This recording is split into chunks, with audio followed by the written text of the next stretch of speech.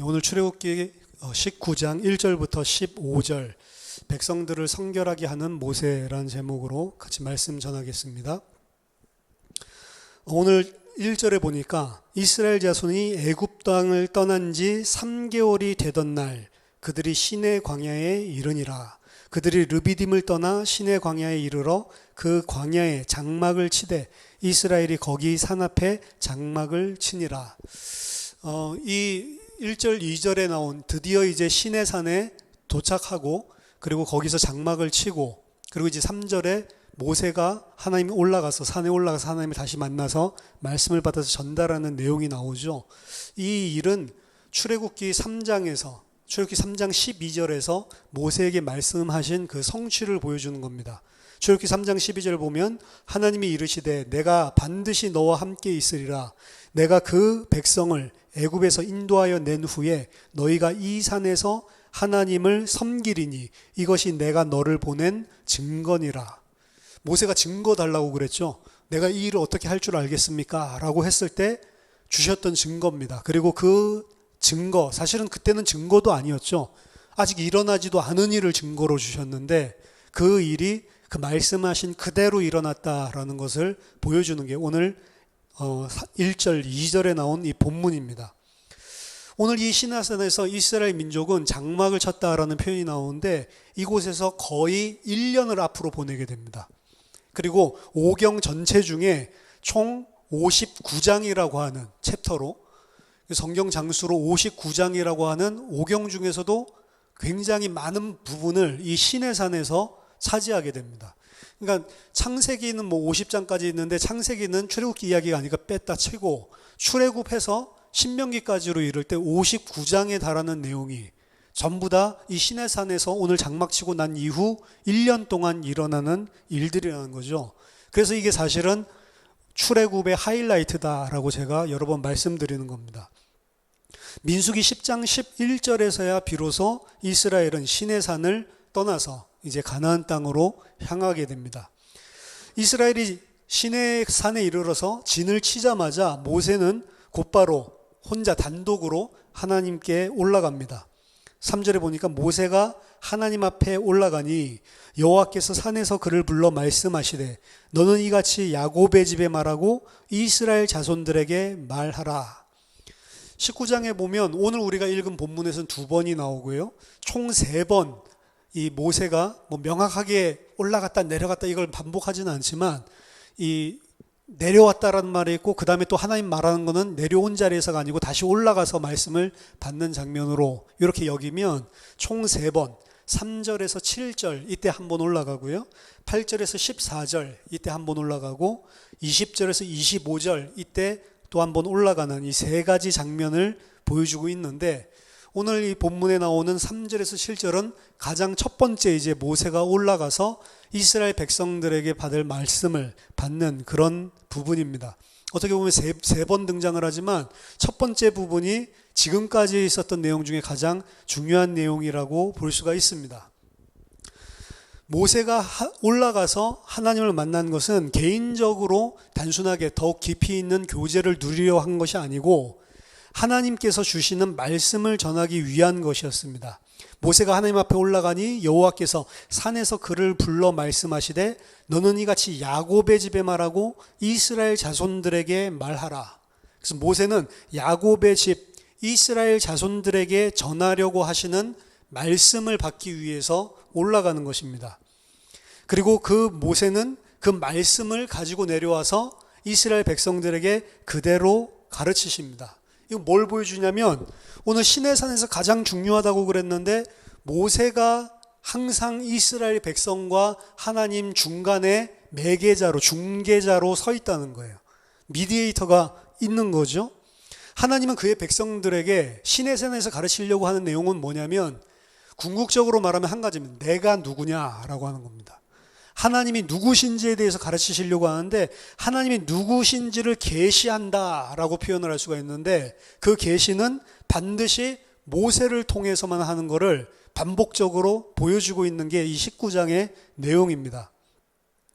모세에게 주신 첫 번째 과업은 오늘 시내산의 모세와 그의 백성이 하나님 앞에 무사히 오게 됨으로써 출애굽 3장 12절이 완성됨으로 이제 완수가 끝난 거예요.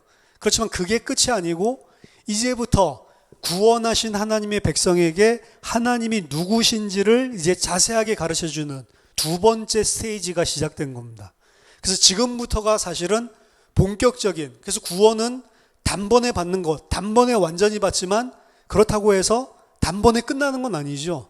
계속해서 과정들이 있고, 그리고 우리들이 성장하고 구원받아 나가는 과정이, 현재적인 구원 그리고 미래의 완성적인 구원이 존재를 합니다. 이제 지금부터 구원받은 이스라엘 백성을 하나님께서 구원해 나가는, 구원을 완성시켜 나가는, 온전하게 이루어가는 그 두 번째 무대가 본격적으로 시작되는 것입니다. 19장 4절에 보니까 내가 애굽 사람에게 어떻게 행하였음과 내가 어떻게 독수리 날개로 너희를 업어 내게로 인도하였음을 너희가 보았느니라. 하나님이 이스라엘에게 주시는 첫 번째 메시지가 이것입니다. 한마디로 하면 기억해라 라고 하는 거예요. 하나님이 자기 자신을 이스라엘에게 드러내시는 시작은 자기 자신이 바로 이스라엘을 어떻게 구원하였는지를 기억하라 라고 하는 내용부터 시작되는 겁니다. 이게 사실은 모든 것의 시작이고, 그 이후에 나오는 것들은 모든 것은 다 이 베이스를 통해서 나오는 거예요. 사실은 그 이후의 것, 그렇기 때문에 이렇게 해라 저렇게 해라. 근데 그 앞에 것, 하나님이 어떻게 나를 애굽에서 구하여 내셨는지, 어떻게 독수리가 품고 업고 나오는 것 같이 나를 살렸는지, 이 부분에 대한 부분을 정확하게 모르면 그럼 그 이후의 것들은 전부 다 종교가 되어버립니다. 율법이 되어버립니다. 그 제일 먼저 이야기하는 건 이 사실을 기억하는 것이, 어떻게 내가 너희를 인도하여 냈는지를 기억해라. 그래서 본문에서 상징적으로 독수리 날개로 너희를 업어서 구원해냈다라고 이야기를 합니다. 독수리의 날개, 독수리를 이 상징하는 것은 구약성경에서 크게 두 가지 의미를 담습니다. 첫 번째는 독수리는 구약성경에서 연약한 자를 돌보는 새로 묘사를 합니다. 예를 들면 신명기 32장 9절에서 12절 같은 내용입니다. 여호와의 분깃은 자기 백성이라 야곱은 그가 택하신 기업이로다. 여호와께서 그를 황무지에서 짐승이 부르짖는 광야에서 만나시고 호위하시며 보호하시며 자기의 눈동자같이 지키셨도다. 여기서 보면 자기의 눈동자같이 지키셨다, 그거를 독수리 요걸로 똑같이 대꾸로 이야기를 한단 말이에요. 마치 독수리가 자기의 보금자리를 어지럽게 하며 자기의 새끼 위에 너풀거리며 그의 날개를 펴서 새끼를 받으며 그의 날개 위에 그를 엎는 것 같이 여호와께서 홀로 그들을 인도하셨다라고 이야기를 합니다. 그래서 하나님이 얼마나 너희를, 독수리가 자기 새끼를 보호하는 것처럼 업어서 길러내고 보호하고 너희를 양육했는지, 그런 방식으로 너희를 눈동자같이 보호하며 인도해냈다라는 것을 의미하는 게 독수리예요. 두 번째는, 또한 독수리는 이 사나운 맹금류죠. 다른 동물들을 잡아먹는, 신명기 28장 49절 보니까 곧 여호와께서 멀리 땅끝에서 한 민족을 독수리가 날아오는 것 같이 너를 치러 오게 하시나니, 이스라엘의 심판에 대한 것입니다. 이스라엘이 하나님의 명령을 순종하지 않고 하나님의 명령을 거역하고 여호와를 배반하면 무슨 일이 벌어지냐, 하나님께서 먼 민족을 통해서 너희들을 칠 것인데 그 치는 것을 독수리가 날아오는 것 같이 너희를 친다라고 표현을 합니다. 예레미야 48장 40절 41절에서도 이는 여호와의 말씀이니라, 보라 그가 독수리같이 날아와서 모압 위에 그의 날개를 펴리라. 성읍들이 점령을 당하며 요새가 함락되는 날에 모압 용사의 마음이 산고를 당하는 여인 같을 것이다. 독수리가 날개를 펴면서 모압 위로 날아오는데 이스라엘에게는 눈동자같이 보호해주는 편 날개지만 하나님의 대적들에게는 심판의 그런 상징으로 독수리가 등장을 하는 거죠.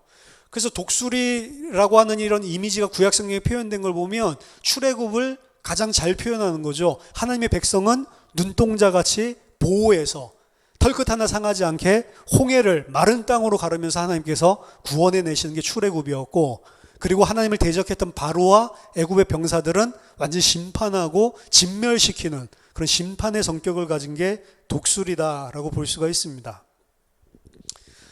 오늘 본문 5절 보니까 세계가 다 내게 속하였나니 너희가 내 말을 잘 듣고 내 언약을 잘 지키면 너희는 모든 민족 중에서 내 소유가 되겠고, 이 세계가 다 내게 속하였나니 이렇게 표현하는 것보다는 번역이, 영어 성경에는 그렇게 번역된 것들이 많은데, 온 세계가 다 내게 속하였지만, 근데 온 세계를 갖다가 하나님이 다 구하시는 게 아니고 이스라엘을 따로, 온 세계는 다 내 것이지만 너희가 내 말을 잘 듣고 내 언약을 지키면 너희는 모든 민족 중에서 특별한 내 소유가 되겠고 너희가 내게 대하여 제사장 나라가 되며 거룩한 백성이 되리라 라는 의미입니다.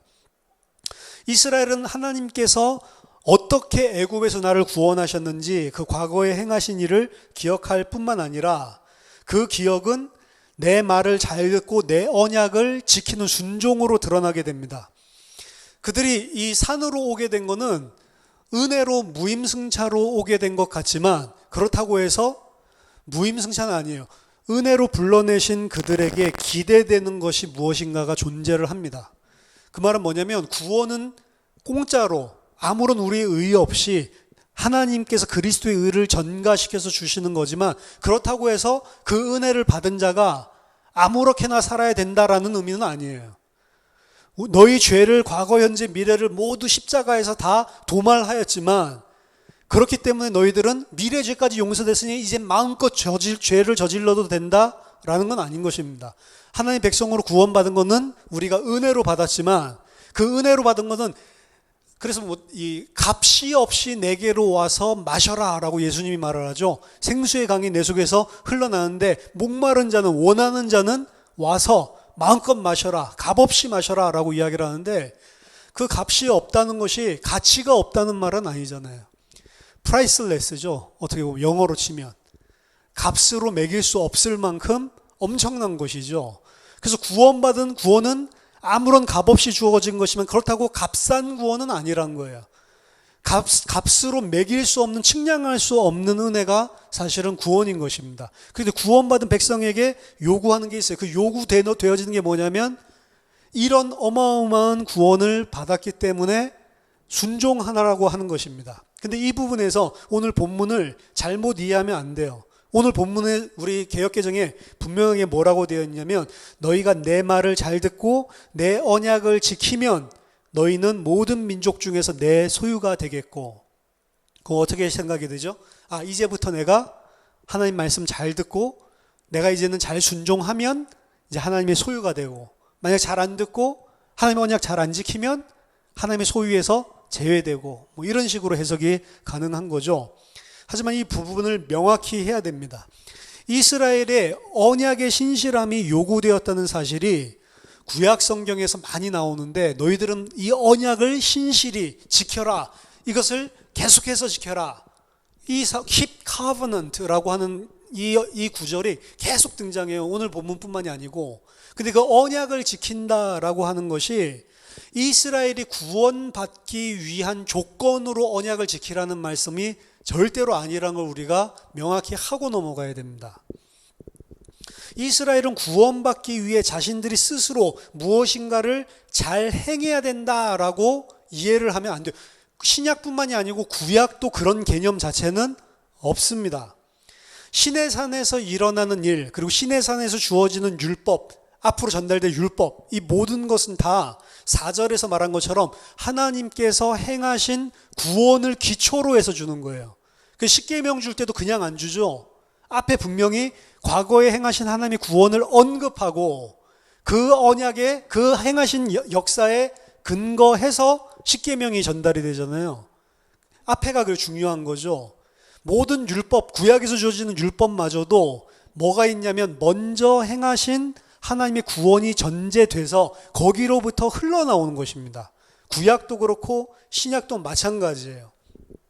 이스라엘은 하나님이 그들을 구원하시도록 율법을 지키는 것이 아닙니다. 그들은 이미 구원을 받은 자입니다. 하나님은 이미 그들을 애굽에서 건져내셨단 말이죠. 즉 지금 시내산에서 율법을 주시는 것은 구원에 대한 하나님과 이스라엘 관계의 시작이 아니고요, 이미 시작된 하나님과 이스라엘과의 관계를 발전시키는 개념이에요. 이미 하나님과의 그 계약, 이 관계는 출애굽을 통해서 맺어졌어요. 내 아들이 돼버렸어요. 내 백성이 되었습니다. 그 관계에서 보다 증진, 그래서 구원은 이미 이루어진 것이고 지금 그 구원에 근거해서 성장하는 개념이에요. 우리들이 늘 이야기하는 대로. 따라서 율법 주시는 것 자체도 하나님과 이스라엘과의 관계를 발전시키는 후속적인 단계의 이야기인 것입니다. 이것은 이미 구속자 받은 자들에게 기대되는 일들을 이야기하고 있는 거예요. 하나님의 백성들은 자신들의 힘으로 구원 받아내는 것이 아닙니다. 자신들이 열심히 해서 구원을 이루는 것이 아니에요. 하지만 일단 구원을 받고 나면 하나님의 백성은 그 지고한 부르심에 마땅히 합당히 행해야 될 행동 양식은 존재를 합니다.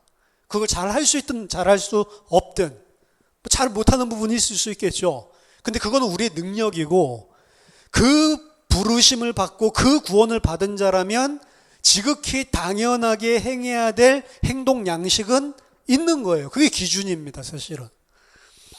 그래서 하나님의 백성은 마땅히 합당하게 행해야 될 그 일들이 무엇인지를 아는 거예요.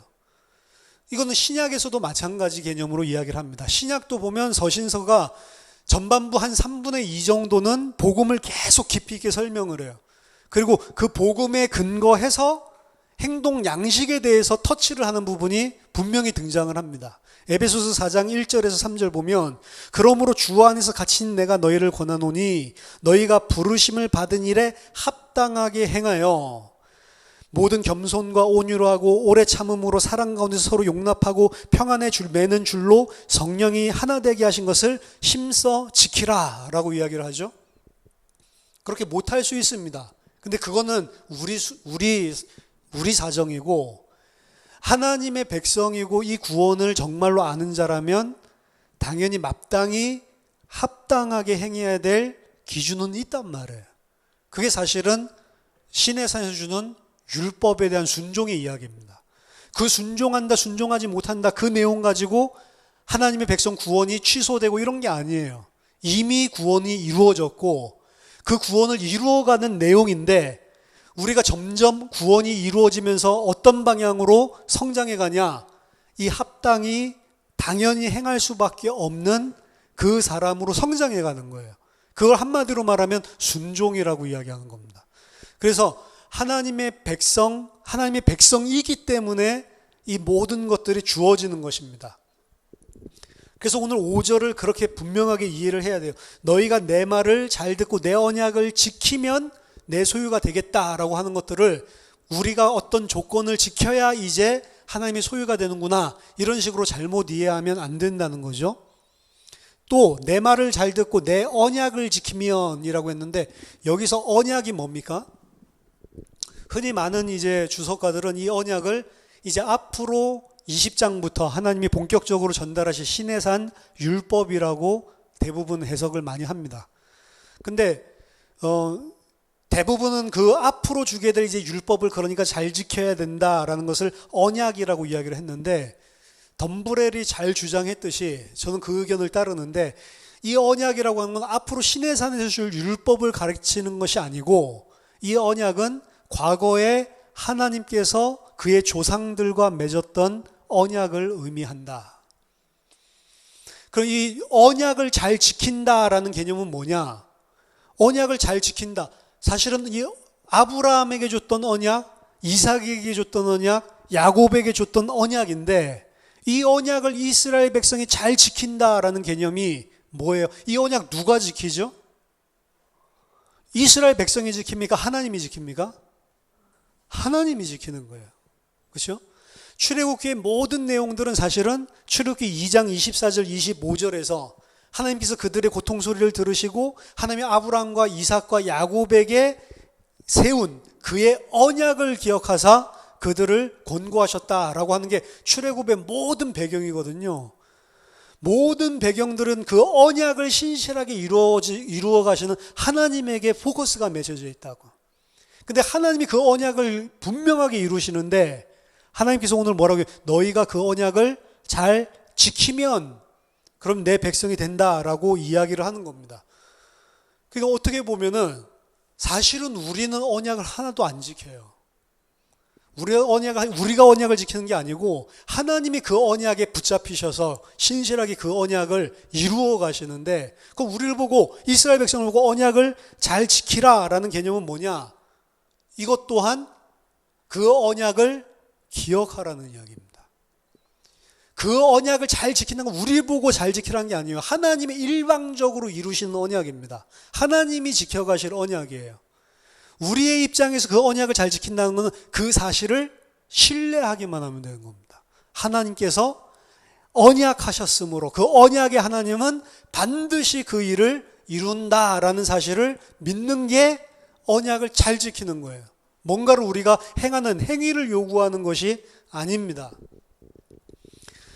그래서 출애굽 전반에 걸쳐서 모든 이야기들의 베이스, 핵심 내용은 하나님이 아브라함에게 약속하셨던, 이스라엘 백성은 400년이 지나서 다 잊고 있었던 그 언약을 하나님은 잊지 않으시고 성실하게 신실하게 그 약속을 지키신다라고 하는 것이 이 출애굽기의 사실은 핵심적인 내용입니다. 따라서 이 언약은 앞으로 시내산에서 일어날 새로운 언약이 아니고 이미 존재하고 있었던 언약과의 연속성을 가지고 더 깊이 있게 하는 것을 이야기하는 거예요. 따라서 구약에서 주시는 율법 또한 이 관계 속에서 모든 것을 다 봐야 되는 것입니다. 이스라엘과의 백성과의, 하나님과 하나님과의 백성의 관계를 맺는 것이 아니고 이미 맺어진 관계를 더 고양시키고 향상시키는 것, 그런 의미가 구약에서 율법을 주시는 것입니다. 그리고 언약을 지키라라고 하는 명령 또한 이스라엘로 하여금 그 하나님께서 아브라함과 맺은 언약 속에 신실하게 머물러 있어라, 기억해라, 그 일은 반드시 이루어질 수밖에 없는 것이다. 우리의 입장에서 지킨다는 것은 그 언약을 기억하는 거예요. 그리고 그 사실을 이루어 가시는 하나님을 신뢰하라는 것입니다. 세계가 다 내게 속하였나니 너희가 내 말을 잘 듣고 내 언약을 지키면 너희는 모든 민족 중에서 내 소유가 되겠고, 우리가 이스라엘 백성이 순종할 때 일어나는 세 가지 결과가 있는데, 첫 번째가 너희는 모든 민족 중에서 내 소유가 되겠고, 두 번째는 너희가 내게 대하여 제사장 나라가 되고, 세 번째는 거룩한 백성이 될 것이다. 이 하나님께 순종하는 백성이 됐을 때 일어나는 세 가지 결과입니다. 여기서 하나님의 소유라고 하는 것은 히브리어로 세굴라라고 하는 건데, 영어로는 그냥 소유 이렇게 표현하지 않고요. 소유면 그냥 possession 이렇게 해야 되는데 뭐라고 번역되어 있냐면 treasured possession 그렇게 되어 있어요. treasure는 보물이죠. 그래서 내가 가장 귀중히 여기는 소유물이 되고, 그 개념입니다. 이 세굴라라고 하는 뜻이. 그래서 너희들이 모든 민족이 다 하나님의 소유지만 그 가운데서 이스라엘 백성은 내가 가장 소중히 여기는 내 소유물이 되겠고, 더 나아가서 그들은 순전히 하나님께서 온전히 원하셔서 소유물을 삼은 자들입니다. 이들이 뭔가 뛰어난 것이 아니고 모든 민족 중에서 하나님이 기뻐하셔서 택하셔서 선택하셔서 하나님이 가장 귀히 여기시는 자로 삼은 거예요. 그럴 만한 가치가 전혀 없는데도 불구하고. 출애굽기에서 보여주는 것은 이스라엘 백성이나 애굽 백성이나 바로나 똑같다라는 것입니다. 그거 반복적으로 보여주는 거예요. 은혜를 한쪽은 받았고 은혜를 한쪽은 못 받았죠. 행하는 것은 똑같았습니다. 은혜를 받은 자도 똑같고 은혜를 받지 못한 자도 똑같았고, 은혜를 받고 난 이후에도 똑같아요. 문제는 그러니까 전혀 그들은 메리트가 없는데도 불구하고 하나님께서 가장 자기의 아끼시는 소유물로 삼게 된다라고 이야기를 하고 있는 것입니다. 두 번째는 제사장 나라, Kingdom of the Priest라고 이야기하는데, 제사장의 나라, 왕국이 되게 하겠다. 구약 성경에서 유일하게 제사장 나라라고 하는 타이틀은 여기에만 딱 등장을 하는 거예요. 내가 이스라엘 백성을 제사장 나라로 삼겠다. 여기서 의미하는 것은 제사장 나라라고 하는 것은 중개자 역할을 이야기하는 겁니다. 항상 제사장은 하나님과 그리고 제사장과 그리고 백성 요 사이의 매개자, 미디에이터 역할을 하는 사람이거든요.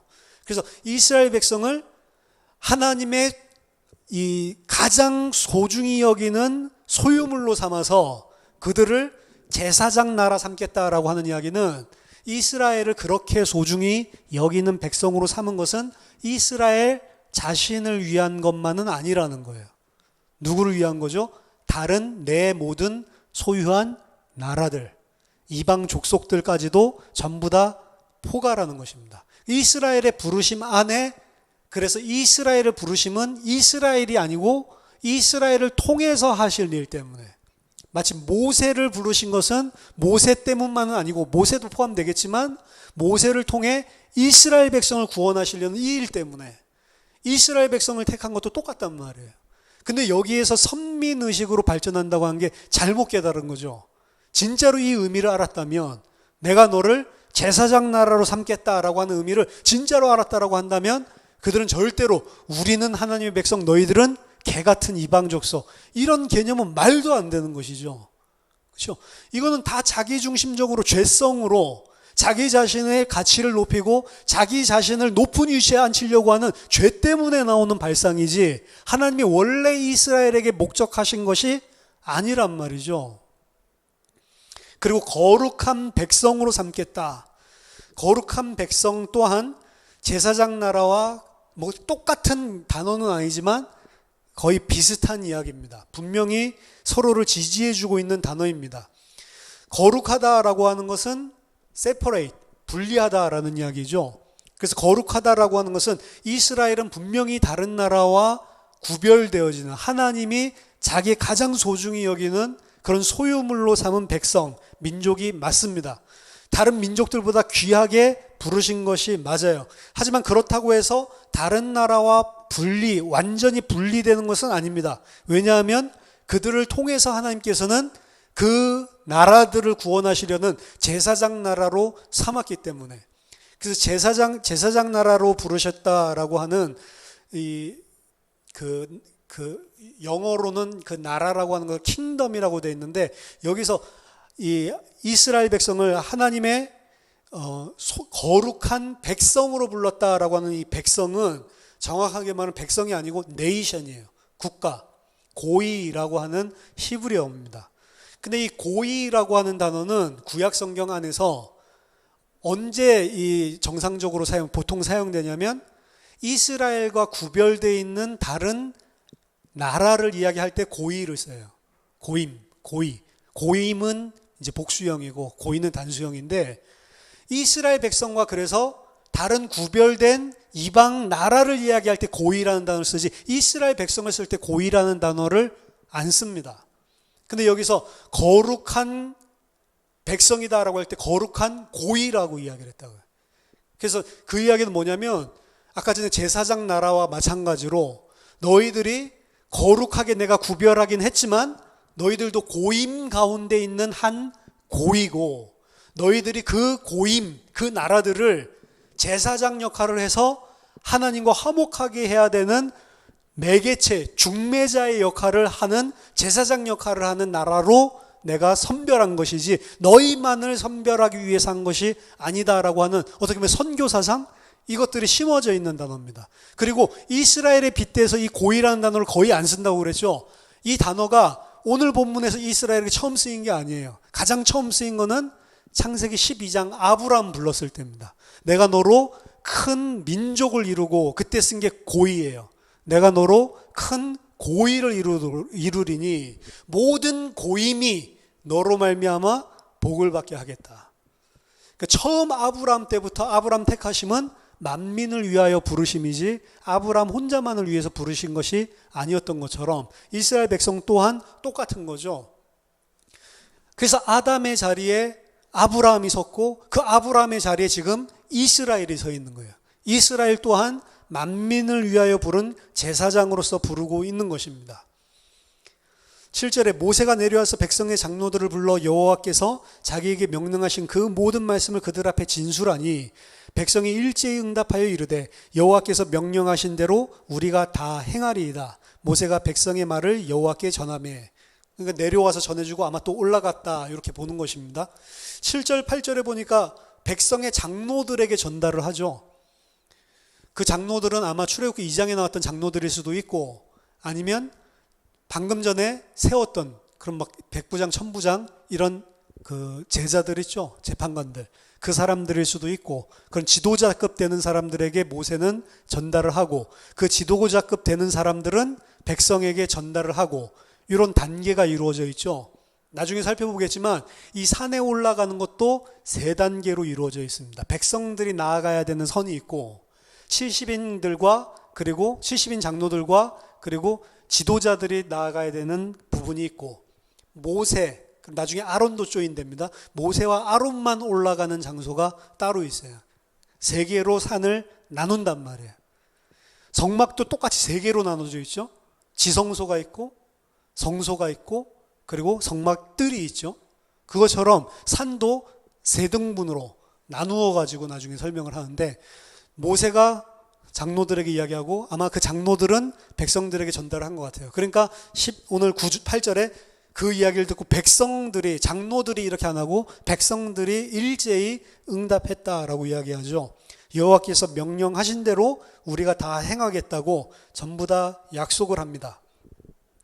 그때 9절에 여호와께서 모세에게 이르시되 내가 빽빽한 구름 가운데 네게 임재함은 이 구름은 출애굽기에서 하나님의 임재의 사인이라고 이야기했습니다. 이미 출애굽할 때부터 구름 기둥 이런 것들 그리고 오늘 본문도 마찬가지고 앞으로 출애굽기 40장에 장막에 구름이 임하는 것 또한 하나님의 임재를 상징하는 거죠.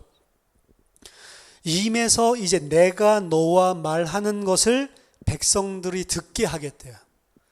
이전에 시내산에서 하나님을 대면했을 때 모세만 사실은 하나님의 말씀을 들었죠. 그리고 그 사실을 아론에게 이야기해주고 아론이 가서 장로들에게 이야기해주고 그런 식으로 이야기를 해서 그들은 듣기만 했지 실제로 목격한 적은 없죠. 그들은 구름 가운데 계신 하나님을 보지는 못할 것이지만 구름 가운데서 임재하셔서 모세와 함께 대화를 주고받는 내용을 그들도 이제는 듣게 되어지는 그런 특권을 갖게 될 거다. 왜 그렇게 하냐? 너를 영원토록 믿게 하려 함이니라. 모세를 영원토록 믿게 하기 위해서 하나님께서 그렇게 하시겠대요. 내가 너랑은 완전히 친구와 같이 대화를 하는 그런 관계 가운데 있음을. 다른 아무하고도 대화하지 않고 아무하고도 대면하지 않는데 너는 내가 대면해서 1대1로 대화하는 자라는 사실을 사람들로 알고 영원히 믿게 만들게 하기 위해서 그렇게 하겠대요. 모세가 백성의 말을 여호와께 아뢰므로 여호와께서 모세에게 이르시되 너는 백성에게로 가서 오늘과 내일 그들을 성결하게 하며 그들에게 옷을 빨게 하고 준비하게 하여 셋째 날을 기다리게 하라. 셋째 날에 여호와가 백성들 앞에서 강림할 것이다. 그러면서 이제 함부로 올라오는 자들 그런 사람들 돌격해서 죽인다고 이야기를 하죠. 뭐 돌격해서 죽이는 게 아니고 이 돌로 쳐서 죽이고 화살로 쏴서 죽여라 라고 이야기하죠. 손을 대지 말고 거룩하지 못한 자들이기 때문에. 그래서 이제 10절에서 13절에서는 이제 하나님 앞에 나오기 위해서 이스라엘 백성들을 준비시키는 내용인데 그 준비시키는 내용이 뭐라고 나와 있냐면 오늘과 내일 그들을 성결하게 하며 그들에게 옷을 빨게 하고 준비하게 하라 라고 이야기를 하십니다. 성결하게 해라. 모세에게 명령하신 거예요. 너는 가서 그들을 성결하게 하라. 명령을 하시. 어떻게 몰라요. 성결하게 하는 것과 옷을 빠는 것은 다른 이야기입니다. 성결하게 하는 일은 누가 하냐면 모세가 하는 일이에요. 모세가 그들을 성결하게 하고 자기 옷을 빠는 것은 누가 하냐? 성결함을 받은 모세를 통하여 성결함을 받은 그들이 자기 옷을 빠는 거예요.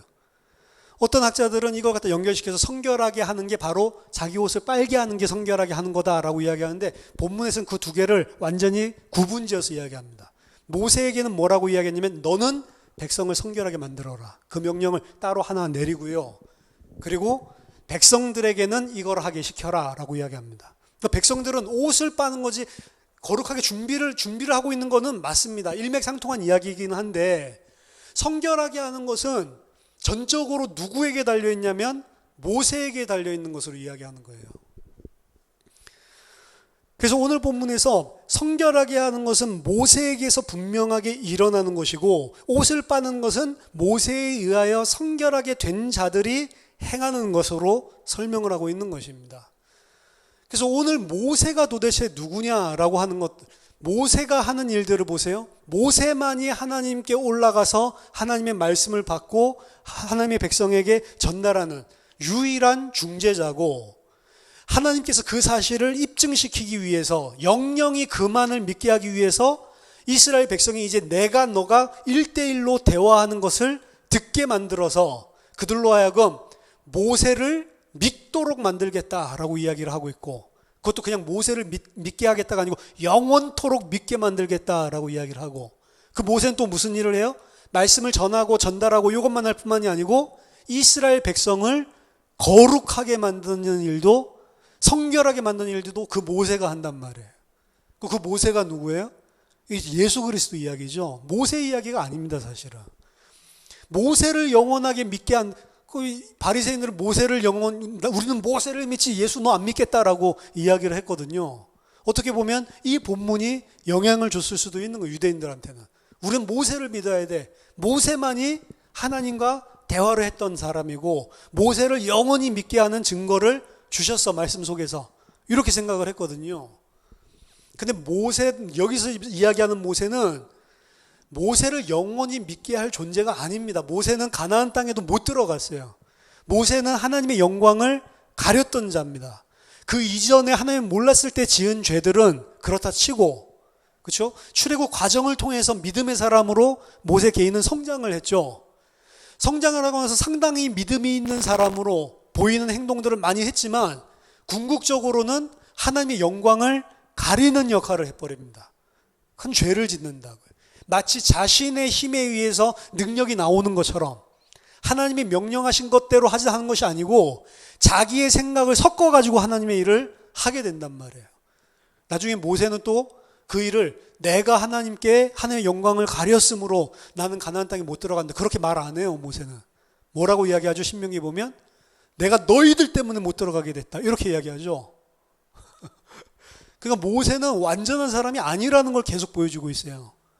근데 왜 영원히 모세를 믿게 하고, 그리고 왜 그를 통해서 그가 백성들을 성결하게 하는 것으로 이야기하냐? 이 모세 이야기하는 게 아니기 때문에 그렇습니다. 장차 올 모세보다 더 나은 선지자인 예수 그리스도를 이야기하고 있는 거예요.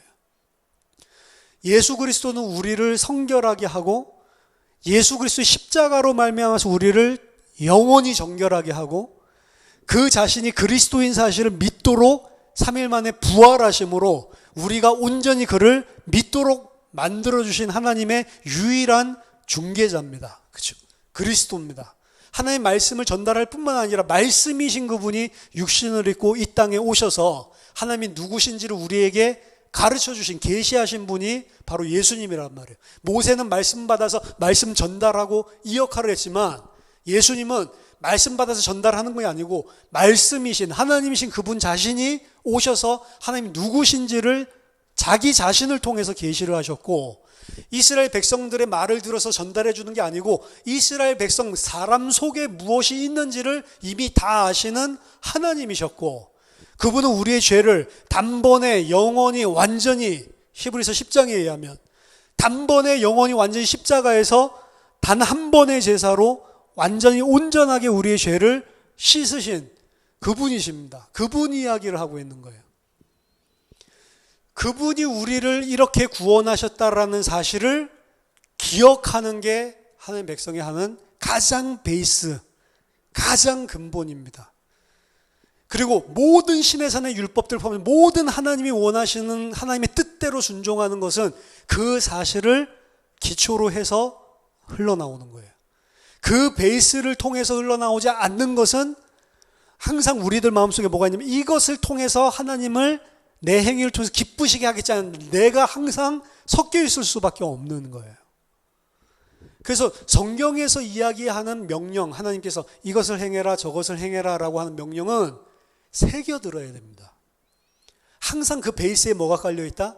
내가 애굽에서 너희를 어떻게 구원해냈는지를 기억하라 라고 하는 베이스가 항상 깔려있는 상태에서 그러니까 당연히 이렇게 해야 되는 거 아니냐. 그걸 갖다가 이제 그 신학교에서는 뭐라고 가르쳐 주냐면 명령, 그럼 임페러티브라고 하거든요. 영어, 명령어, 그걸 임페러티브라고 합니다. 근데 임페러티브 명령어가 나오기 전에 항상 뭐가 나오냐면 서술어가 먼저 나와요. 명령어가 곧바로 나온 적이 없고 항상 인디커티브, 서술어가 먼저 나오고 그 다음에 명령어가 나와요. 인디커티브 플러스 임페러티브. 서술어 플러스 명령어. 서술어에는 뭐가 나오냐 항상 하나님이 어떻게 너희를 구하셨는지 과거에 행하셨던 일 플러스 임페러티브 명령. 항상 이 패턴이란 말이에요. 심지어는 그런 패턴을 갖다가 사실은 오늘 출애굽기에서 우리가 딱 심어 넣어서 그 패턴으로 이야기하고 있지 않은 것도 그 맥락 속에서 이해를 해야만 된단 말이에요. 안 그러면 우리가 어떻게 되냐면 종교생활, 율법생활 빠질 수밖에 없어요. 그래서 유대인들이 율법 종교에 빠질 수밖에 없었던 이유는 한 가지밖에 없습니다. 그 인디커티브, 임페러티브 나오는 이 패턴 자체를 잊어버린 거예요. 그래서 성경 안에서 이야기하고 있는 모든 명령은 그 명령을 순종하는 것 자체를 기뻐하는 게 아닙니다. 그 순종이 왜 나와야지 기뻐하냐면 하나님이 어떤 분이신지 알기 때문에 자발적으로 나와야지 기뻐하는 거예요. 우리들이 자녀들에게 복음을 가르칠 때도 똑같습니다. 자녀들에게 임페러티브, 명령한다고 그거 되는 게 아니에요. 명령한다고 행하는 거는 이 뭐 중고등학교 때도 말 잘 안 듣죠? 그때가 끝입니다. 대학 가버리면 이제 머리 커서 통제가 안 돼요. 그러니까 초등학교 때 해야 된다. 아니 초등학교 때서 임페러티브로 된 거는 걔 믿음이랑 아무 소용이 없다니까요. 사실은 얘 마음속에서 진짜 하나님 믿는 게 좋은 거네, 진짜 하나님 아는 게 중요한 거네, 이게 자기 속에 진짜로 감격으로 깨달아져야 돼요. 제 딸을 보면은 이제 항상 그 생각을, 얘가 이제 언어도 좀 사실은 느리고 미국에서 뭐 영어도 제대로 못하고 한국어도 제대로 못하고 그러다 한국에 와서 학교 들어가자마자 받아쓰기 시험 보니까 맨날 빵점 맞고 다른 애들 다 95점 100점인데 혼자만 빵점. 그러니까 애들끼리 막 안 그래도 그 광명 그 막 교육열 있는 데인데 애들 쟤 맨날 빵점 맞아 수근수근 막 되는 거죠. 그거 얘가 얼마나 스트레스 받겠어요. 나는 바보야 막 이러면서 다 100점 맞는 걸 못 맞으니까. 그러니까 이제 그 따로 눈높이 학원 뭐 이런 거 한솔 뭐 이런데 뭐 영어 교사 한국 국어 교사 이거 붙여가지고 이제 막 공부시키고 이러니까 막 얘가 스트레스 받고 해도 소용없어 또 빵점인 걸 거의 1년을 그 흑암한 가운데서 얘가 보냈거든요. 근데 그래도 괜찮단 말이에요. 제가 봤을 때 그건 못해도 괜찮아요. 근데 뭐는 있어야 돼요? 믿음은 있어야 되는 거잖아요. 그게 제일 중요하니까. 그거 없어도 구원이랑 아무 상관없거든. 이거 중요해. 근데 문제는 국어를 못하고 말을 못하면 복음도 설명해 주기가 힘들겠죠. 그러니까 이게 이제 이 국어를 언어가 뭔가 통해야 이걸 전달을 해줄 건데. 근데 제가 분명히 안 것은 제가 지난번에도 말씀드렸지만 가정의 삶을 통해서 내가 믿음으로 살아가면 그게 전달된다라고 하는 이런 것들을 가지고 있고, 그리고 확실하게 이야기하고 이 진리들을 가르칠 수 있는 그런 시간표가 온다. 얘가 하나님 택한 자라면 그럴 수 있는 시간표가 온다. 근데 아직 말해도 이해가 안 되는데, 그 뭐 어렸을 때 뭐 주일학교 가가지고 뭐 많이 배웠죠. 뭐 예수님 뭐 십자가에서 죽고 많이 배웠는데 얘가 그게 믿음으로 들어가는 거는 힘든 거죠, 사실은. 하나님을 얘가 막 나는 부인해 막 이러지는 않지만 그렇다고 믿음이 생긴 건 아니잖아요. 근데 어제 이야기할 수 있는 시간표가 왔어요. 어제 숙제하다가 빌 게이츠 학교에서 물어봤대요. 세계에서 누가 제일 부자냐라고 선생님이 물어봤더니 애들이 거의 다 이구동성으로 빌 게이츠가 부자라고. 그래서 아빠 빌 게이츠라는 사람이 그렇게 부자야? 그러더라고요. 부자지. 우리가 가지고 있는 컴퓨터 안에 들어가 있는 칩이나 뭐 이런 것들, 그리고 윈도우 이런 것들 다 빌 게이츠 회사에서 한 거라고. 하루에 얼마 벌어? 1억 벌어? 그래서 1억도 더 벌 수도 있지. 1억이 뭐야? 10억도 벌 수 있지 하루에. 그럼 하루에 1억 벌면 1년에 365억인데 그렇게 사람이 많이 돈을 벌 수 있어? 아야, 많이 벌지. 그 사람 세계에서 1, 2위를 하는 사람인데. 그랬더니 부럽다. 나도 그렇게 돈이 많으면 좋을 건데. 그래서 제 마음속에 이야기할 수 있는 시간표가 왔다 이런 생각이 들었어요. 근데 현성아, 그렇게 돈이 많은 사람도 그 사람이 죽으면 한 푼도 못 가져갈 뿐만 아니라 이 땅에 살 때 돈 많으면 좋겠지. 근데 그 돈이 아무리 많아도 예수님을 안 믿는 사람은 가서 이 땅에 100년 그렇게 잘 먹고 잘 살다가 벌었던 돈 다 땅에 두고 와야 되고 그리고 영원히 불지옥에서 고통받는다는데 그럼 빌 게이츠가 그렇게 부러워? 그랬더니 영원히 그래서 불지옥이라는 데가 성경에서는 물 한 방울 은혜도 없어서 내 혀에 물 한 방울만 찍어주세요라고 할 정도로 하나님의 은혜가 없는 거야. 우리는 다 하나님 은혜로 사는 건데 빌 게이츠는 하나님도 모르고 예수님을 안 믿으니까 이 땅에서는 그렇게 잘 누리고 있는지 몰라도 이 땅에서 잘 누리는 만큼 천국에서 가서 잘 누리는 게 아니고 이 땅에서 너무 잘 살다 보니까 하나님 필요 없고 예수님 필요 없고 왜? 나 잘났으니까. 근데 오히려 아빠가 봤을 때는 빌 게이츠처럼 돈이 없고 오히려 몸이 병이 들고 가난하고 힘든 사람은 힘들고 가난해서 아이고 내가 어디 의지할 데도 없고 하나님 의지하고 근데 그것도 잘못된 거야 현성아. 내가 가난하고 내가 힘이 없고 그러니까 그걸 도와주는 하나님 그렇게 믿는 것도 잘못된 거야. 그걸 죄라고 그래. 그게 왜 죄야? 성경에서 이야기하는 죄를 설명해 줬어요. 그래서 성경에서 죄는 나쁜 짓 하는 거 그것도 죄인데 그것만이 죄가 아니고 내가 하나님 대해서 나 중심적으로 살고 나 중심적으로 그리고 내가 심지어 필요하다면 하나님도 이용해 먹는 존재로 살고 그래서 하나님 순종하는 게 아니고 하나님의 자리에 서서 하나님도 이용해 먹고 사람들과의 관계에 있어서도 나 중심적으로 다 하고 그래서 삼성이 어떻게 세금 떼먹었는지 이런 이야기들 해줬어요. 그때 와 너무 심하네. 왜 부자인데 그렇게 세금을 떼먹어? 삼성뿐만이 아니야. 세상에 돈 있는 사람들이 다 그래. 모든 사람들이 왜? 세상에서 그거 많이 가지면 그게 행복하다라고 생각을 하니까. 세상 사람들 그게 많으니까 너무 좋아서 하나님 필요 없다고 해. 근데 하나님은 인간에게 모든 좋은 것을 다 주시고 한 가지만 인정하라고 그랬는데 내가 이 모든 것 다 주고 모든 것을 만물을 통치하는 권세까지도 너에게 다 줄 거니까 하나만 인정해. 나는 그래도 하나님이고 창조주고 너는 피조물이야. 그게 선악과. 이래서 창세기 이야기를 해줘. 거의 1시간 넘게 얘랑 같이 대화하면서 이야기를 쭉 해줬어요. 얘가 이해를 했어요. 어제. 이해를 하고 나더니 얘가 중간에 막 눈물도 흘리고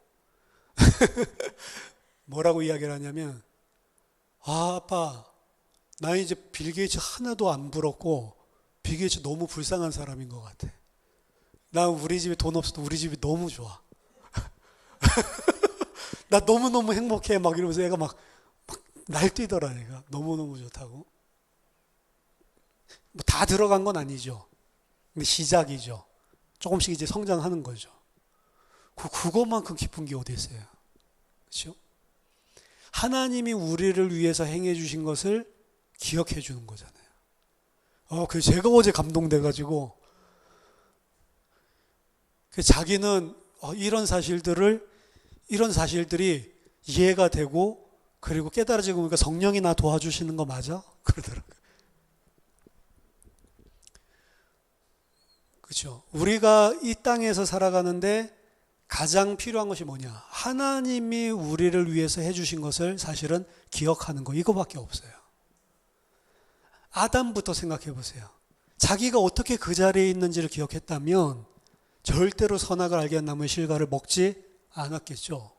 하나님이 자기에게, 자기가 어떤 존재인데 자기에게 왜 이런 구원을 베풀어 왜 이런 복을 주셨는지 정말로 알았다면 절대로 하나님을 거역하는 일을 안 했겠죠. 근데 하나님이 해주신 그 은혜를 다 잊어버려요. 다 잊어버리고, 나랑 하나님이랑 뭐 다를 게 뭐 있어? 왜 자기가 못하게 해? 이게 이제 사탄이랑 똑같은 거거든요.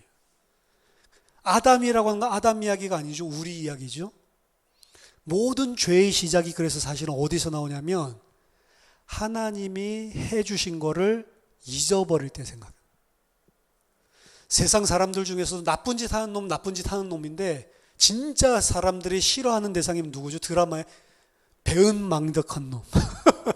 어떤 은혜를 베풀어 줬는데 그거 모르고 나중에 자기가 잘 되니까 쌩까고 오히려 무시하고 밟아 죽이려고 하는 그런 케이스, 그렇죠? 우리 때 가장 유명했던 그 영화가, 요즘은 한류 영화지만 옛날에는 홍콩 르누아르 액션 영화거든요. 영웅본색. 주윤발이 자기 완전히 하급 조직원이었을 때 그렇게 챙겨줬는데 나중에 주윤발 싸움하다가 다리 병신되고 나중에 몰락하고 나니까 완전히 개취급하는, 그렇죠? 배응만덕.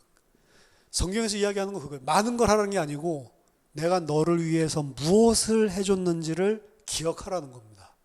그러면 너희들은 당연히 내게 순종할 수밖에 없는 제사장 나라가 된다는 거예요. 그리고 그 제사장 나라를 통해서 많은 자들이 보고 하나님의 백성으로 돌아오게 만드는 그 일을 쓰시겠다는 겁니다. 민족적인 이스라엘이 그 일을 역사적으로 실패했죠. 그 이스라엘의 일을 참 이스라엘로 해내신 분이 예수 그리스도입니다. 그렇죠? 그분이 온전하게 하나님이 누구신지를 알고 순종을 했고, 그 순종을 통해서 하나님은 그뿐만이 아니고 그만이 아들이 아니고 모든 하나님이 택한 자를 그를 통해서 하나님의 아들로 편입시키는 일들을 하시는 것입니다. 이 똑같은 게 하나님, 예수님, 우리, 이렇게 이루어졌던 일들이 예수님, 우리, 그리고 세상, 이렇게 똑같이 돌아가는 거예요. 그렇죠? 그래서 저희들이 오늘 본문을 통해서 이 시내산에 이제 가장 어떻게 보면 앞으로 1년 동안 머물고 있어요. 우리가 설교로 한다면 민수기 10장까지면 1년이 아니라 몇 년이 걸릴 수도 있어요. 2, 3년이 걸릴 수도 있는데 오늘 본문부터 시작해서 그 2, 3년 동안 가르치려고 하는 율법의 실체가 뭐냐? 사실 딱 이거 하나입니다. 내가 무엇을 행했는지 기억해라. 그걸 안다면 너희들은 당연히 이 일에 순종할 수밖에 없는 것 아니니? 라고 하는 거예요. 항상 여러분들 그 프레임 가지고 율법을 이해하시길 바랍니다. 그래서 오늘 본문은 모세 이야기를 하는 것 같지만 모세 이야기를 하는 게 아니고 이 일을 완전한 모세로, 세컨 모세로 완전히 이루신 예수 그리스도를 보여주는 그런 은혜입니다. 우리를 성결케 하시는 예수 그리스도를 이야기하고 있는 겁니다. 저 여러분들이 그 은혜를, 그 행하신 구속의 은혜를 잘 기억하고 마땅히 행할 수밖에 없는 하나님의 백성으로 하나님의 영광 드러내는 그런 주의 백성들 다 되기를 예수 그리스도 이름으로 축원합니다. 기도하겠습니다. 하나님 아버지, 은혜를 감사드립니다.